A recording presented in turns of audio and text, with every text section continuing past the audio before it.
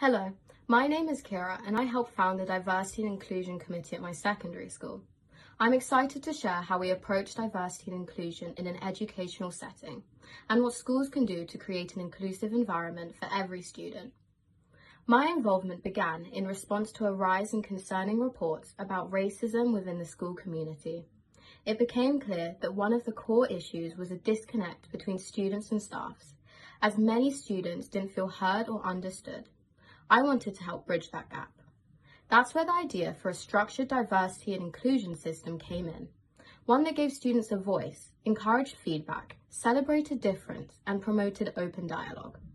The aim was to help the school embrace diversity and prevent discrimination through both accountability and education. All schools must reflect inwardly to assess where communication breakdowns exist and how they can build trust between students and teachers. One of the most important steps we took was establishing the Diversity and Inclusion Committee. This committee was overseen by a designated teacher who became a known and trusted figurehead for matters relating to diversity and was supported by student representatives from every year group and form classes.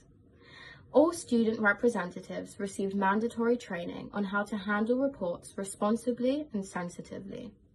Our multi-layered reporting system included form tutors and teachers who could escalate issues to senior leadership, student representatives who passed on concerns and used them to inform committee discussions, a designated diversity teacher who acted as a direct point of contact, an anonymous suggestion box which allowed students to share ideas safely, and a dedicated email system where students could contact representatives directly.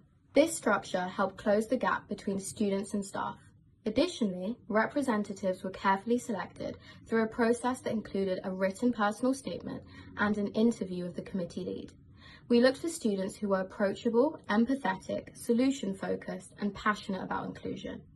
They also signed a contract outlining expectations and behavior guidelines, helping them take ownership over their role. Collaboration with staff was also crucial.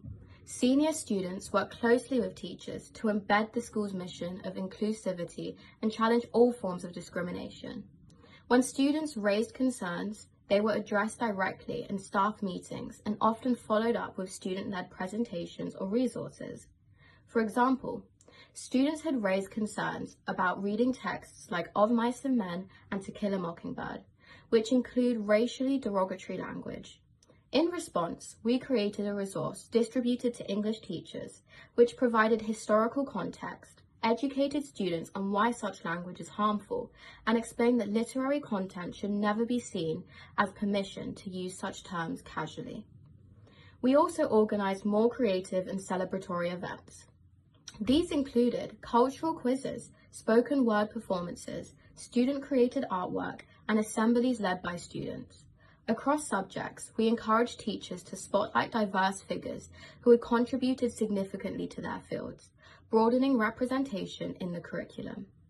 The integration of students into the school's decision-making structures proved to be a powerful way of addressing discrimination.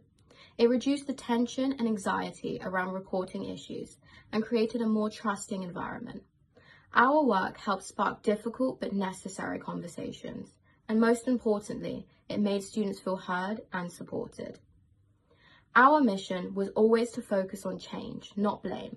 The committee existed for every student who had experienced discrimination and for all those working toward a more inclusive world, whether by educating themselves, advocating for others, or standing up for what's right. Thank you for listening and for continuing to support inclusive initiatives within education.